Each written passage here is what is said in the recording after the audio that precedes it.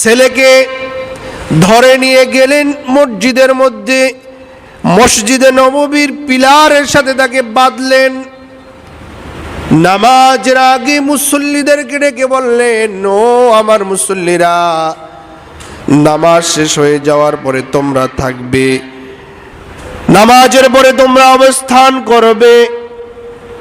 আমার ছেলে আবু শাহামা মদ পান করেছে, তার বিচার হবে। মুসল্লিরা বলা বলি করতে লাগলো, নিজের ছেলের বিচার আর কতটুক হবে। কিন্তু ওমরের ঈমান, দীপ্ত ঈমান, ওমর নামাজের পরে রায় দিলেন যে আমার ছেলেকে বেত্রাঘাত করা হোক। কোরআন যে বিধান দিয়েছে, কোরআনের বিধান অনুযায়ী আমার ছেলের বিচার করা হোক। জল্লাদ রায় হয়ে যাওয়ার পরে তাবুক এনে একটার পর একটা আঘাত শুরু করলো। 1, 2, 3 এভাবে যখন আঘাত করতেছে ওমর, ন্যায় বিচার কাকে বলে? প্রিয় ভাইরা, আজ আমরা জুমার আলোচনা থেকে জানতে হবে, বুঝতে হবে ন্যায় বিচার কাকে বলে। হযরতে ওমর জল্লাদের হাত থেকে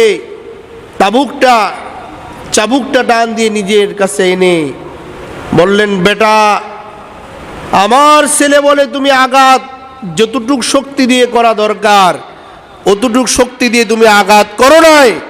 তোমার অন্তরের মধ্যে আল্লাহর ভয়ের থেকে আমার ভয় বেশি পয়দা হয়েছে, সুতরাং এজন্য তুই নিজেও আসামি হবি এবং আমাকেও আল্লাহর আদালতে আসামি কাঠগড়ায় দাঁড় করাবি। সুতরাং তোকে দিয়ে এই বিধান কায়েম করা যাবে না।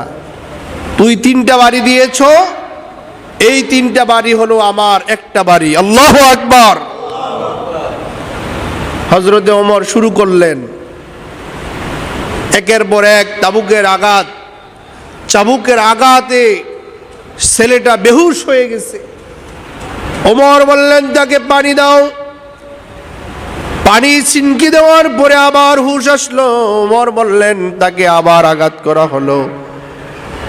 এভাবে যখন তার ছেলের ওপর প্রহার করতেছিল, ওমরের স্ত্রী আবু শাহামার মা দৌড়ে এসে ওমরের পা গুলা জড়িয়ে ধরলেন আর বলতে লাগলেন, প্রাণের স্বামী গো, আমার ছেলে মদ পান করেছে, এই মদ পান করার অপরাধে তাকে যতগুলা চাবুকের বাড়ি রায় দিয়েছেন, প্রত্যেকটা বাড়ির বিনিময় আমি একটা করে রোজা রাখবো আর একটা করে উমরা করব, এরপরেও আমার ছেলেকে মাফ করে দেন।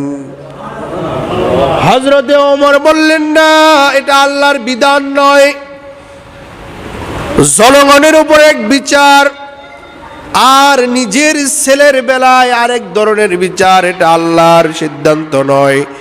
সুতরাং কোরআনে কারীম যে সিদ্ধান্ত এসেছে ওই সিদ্ধান্তই তোমাদেরকে তোমার ছেলের ক্ষেত্রেও মেনে নিতে হবে। আল্লাহু আকবার। যে অন্যের ক্ষেত্রে অন্যের ছেলে অপরাধ করলে এক বিচার, আর চেয়ারম্যান, মেম্বার, এমপি, মন্ত্রী বা সমাজের মুরব্বীর ছেলে অপরাধ করলে আরেকটা বিচার হবে, এটা ইসলামের বিধান নয়। ইসলামের বিধান হলো আইন প্রয়োগের ক্ষেত্রে ইসলাম যা বলে, কে কার সন্তান এটা দেখার টাইম নাই, সময় নাই। কোরআন কি বলেছে, হাদিস কি বলেছে, এটাই প্রয়োগ করতে হবে বলে। আল্লাহু আকবার। রাসূলের কাছে অভিযোগ করা হলো, ইয়া রাসূলুল্লাহ, মক্কার মদিনার সবথেকে দামি বংশের মহিলা চুরি করেছে, নাম তার ফাতেমা। রাসূলের কাছে আনা হলো যে তার বিচার করে দেন। আল্লাহর নবী বললেন, চোরের বিধান সম্পর্কে আল্লাহ তাআলা কি বলছে?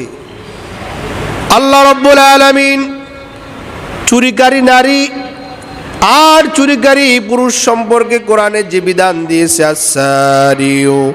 আস-সারিকাতি ফাকতু আইদিয়াহুমা, সমাজের মধ্যে কেউ যদি চুরি করে, চুরিকারী নারী আর চুরিকারী পুরুষের হাত কেটে দাও, এ বিধান কার? আল্লাহর বিধান। তার হাতটা কেটে দাও। সাহাবীদের মধ্যে একটা দল সমালোচনা করলেন যে মদিনার সবথেকে দামি বংশের মহিলা ফাতেমা চুরি করেছে, তার পুরা হাতটা না কেটে একটু কমায়া শাস্তি যেন তার আঙ্গুলটা কাটা হয়। আল্লাহর নবীর নাতি হযরতে আনাসকে ডাকা হলো।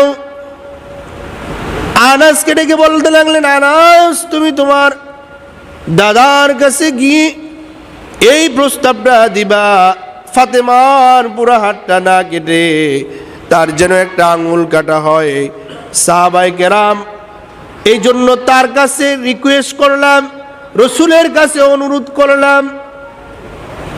আনাস ছোট্ট ছেলে রসুলের কোলে বসে বললেন, দাদা, তোমার সাহাবীরা তোমার কাছে বলতে বড় ভয় পায়। তারা আমাকে বলেছে তুমি যেই মদিনার সবথেকে দামি বংশের মহিলা ফাতেমা চুরি করেছে, ওই ফাতেমার হাত কাটার জন্য রায় দিয়েছ। তোমার সাহাবীরা বলছে তার একটা আঙ্গুল কাটার জন্য। রসুল বসা থেকে দাঁড়ায় গেলেন, চোখগুলো লাল হয়ে গেল। বললেন, সাহাবীরা, ও আমার সাহাবীরা, আজ আমার রায়কে তোমরা পাল্টে বলছো একটু কমে শাস্তি দেওয়ার জন্য, এই রিকোয়েস্ট করেছো, বলছো মদিনার সবথেকে দামি বংশের মহিলা চুরি করেছে। সুতরাং শুনে নাও, এই চুরিটা যদি ওই মহিলা না করে আমার বেটি, আমার মেয়ে ফাতেমা চুরিটা করত, এরপরেও আমি তার বাবা হয়ে নিজ হাতে আমার মেয়ের হাতটা কেটে দিতাম। আল্লাহু আকবার! কেমন বিচার! আজকের সমাজে এই বিচার আছে? নেই। প্রিয় ভাই সব, এই জন্য আল্লাহ তাআলা বলছেন, ইন্নাল্লাহা ইয়া'মুরু বিল আদল, তোমরা সমাজের মধ্যে আদল করো, ইনসাফ কায়েম করো, ন্যায় বিচার কায়েম করো। আজ 90% মুসলমানদের দেশে মদ পান করাকে বৈধ করা হয়েছে। যেই জায়গায় 100 জন মদখোর থাকবে, কথা বুঝবেন, মুসলমান ঘুমিয়ে থাকলে হবে না। যেই জায়গায় 100 জন মদখোর পাওয়া যাবে, ওই জায়গায় একটা মদের দোকানের লাইসেন্স দেওয়াটা বৈধ করা হয়েছে। জোরে কোন নাউজুবিল্লাহ। আল্লাহ তাআলা মদ পানকে হারাম করেছে। এই হারাম বস্তুকে হালাল করার পারমিশন পৃথিবীর কারো আছে? পৃথিবীর কারো নেই। যারাই এর পক্ষে আছে ধিক্কার জানাই, যে তুমি তো মুসলমান, একদিন তোমাকে মরতে হবে।